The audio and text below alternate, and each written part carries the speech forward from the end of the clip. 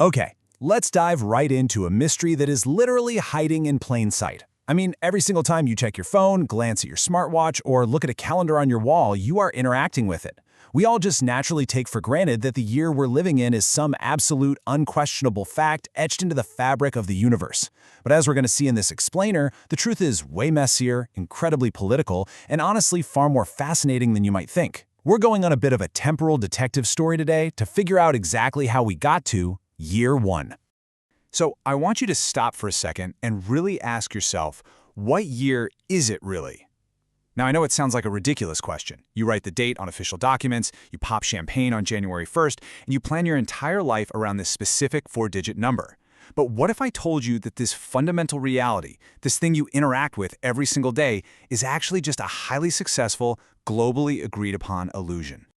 Seriously, if you were to hop on a plane right now, travel around the globe, and ask different cultures what year it is, their answers would completely destabilize your entire concept of time. Take the Jewish calendar, which counts from the supposed day of creation. According to that, we'd be thousands of years in the future, sitting in the year 5766. Or the Islamic calendar, which dates from the founding of the first mosque in Medina. That puts us in 1379. Coptic Christians in Egypt base their calendar on the Roman Emperor Diocletian, giving us 1716, while the Buddhist calendar pushes us all the way into the 2500s. Time, it turns out, is highly subjective. It completely depends on who you're talking to. To really get to the bottom of this historical mystery, we've got to go back to the very beginning. Long before humanity was even trying to number the years, we had a massive problem just trying to measure the length of a single one. See, ancient cultures, including the early Romans, relied heavily on the moon. A lunar year is roughly 354 or 355 days. But, as we all know, the Earth's orbit around the Sun, the solar year, is about 365 and a quarter days. That 10 and a quarter day difference, it's an absolute astronomical nightmare. If you don't correct for it, your calendar starts to drift, and before you know it, you're trying to plant spring crops in the dead of winter. Now, the Romans initially tried to fix this seasonal drift with a special, irregular intercalary month called Mercedonius. They just kind of randomly shove it into February to help the calendar catch up with the sun. The catch? The Roman priests, the pontifices, were the ones entirely in charge of deciding exactly when this month happened. And they very quickly realized this was the ultimate political weapon. If their buddies were in office, boom, they'd add Mercedonius and magically extend their political term. If their enemies were in power, they just conveniently forget to add it, cutting their term short. It was complete and utter chaos. By 46 BC, things had gotten so bad that the Roman calendar was a staggering 67 days out of sync with the sun. Enter Julius Caesar.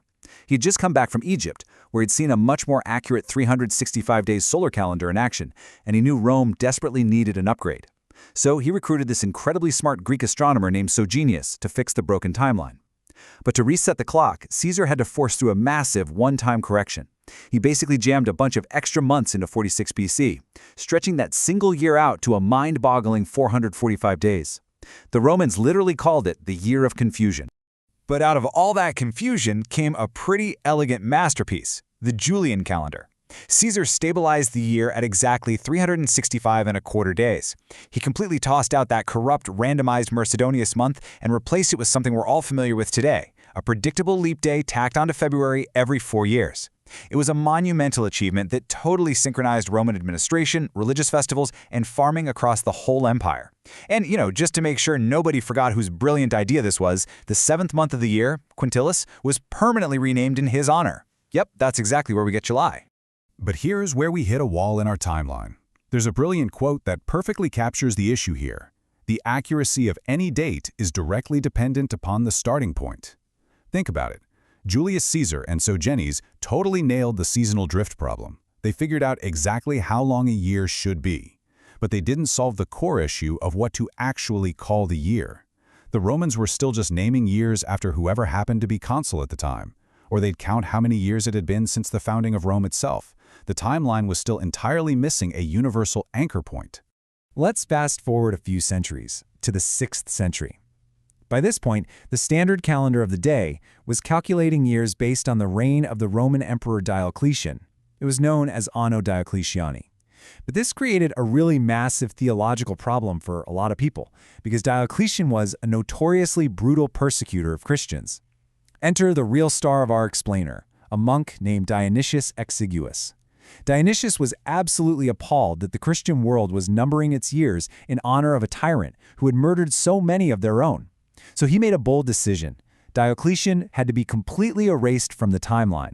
Dionysius proposed a totally radical shift. Instead of counting from the reign of a persecuting emperor, he decided to just recalculate the entire timeline of human history starting from the incarnation of Christ.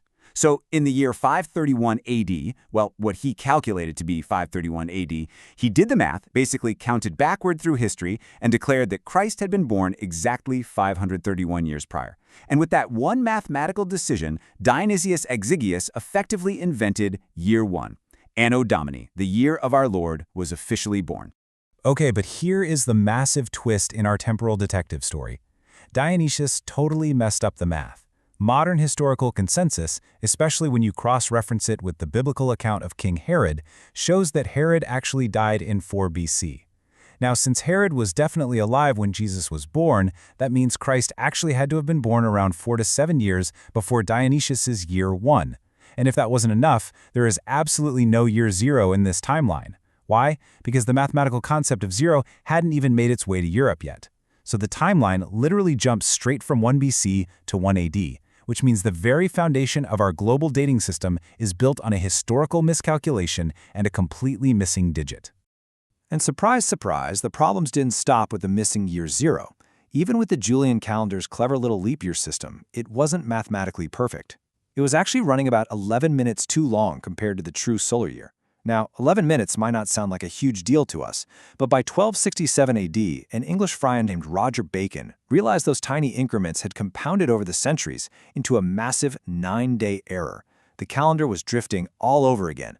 Bacon bluntly called the whole setup a mathematical laughingstock. And crucially, this drift was causing a huge theological headache because Easter was drifting further and further away from the spring equinox. It actually took another 3 centuries for someone in power to finally listen to Bacon's warnings. In 1582, Pope Gregory XIII, working alongside expert astronomers like Aloysius Lilius, instituted this incredibly drastic, totally unprecedented solution. To fix the accumulated drift, they literally had to steal time right out of history. Think about this. If you went to sleep on Thursday, October 4th, 1582, you woke up the very next morning and it was suddenly Friday, October 15th. 10 entire days of human history simply vanished overnight, just to force the calendar back into alignment with the sun. Which finally brings us to the Gregorian calendar, the exact same one we use today.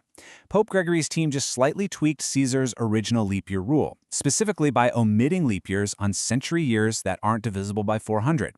That tiny adjustment made our current calendar incredibly accurate. I mean, it only loses one single day every 3,323 years.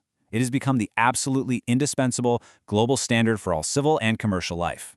And yet, as we've just uncovered, this incredible millennium-spanning effort of meticulous astronomy is entirely wrapped around a timeline that is fundamentally rooted in a 6th century monk's math error. So we wrap up our temporal detective story with a question that kind of turns everything you know on its head. If our entire timeline is built on corrupt Roman politicians, a well-meaning monk's math mistake, a mathematically missing year 0, and 10 actual days literally stolen by a pope, does the exact year we are living in even really matter? Time, at least as we currently number it, is just a beautiful, messy, highly coordinated human invention. It's a great reminder that while the universe keeps the rhythm, it's humanity that writes the song. Thanks so much for hanging out for this explainer, and I'll catch you in the next one.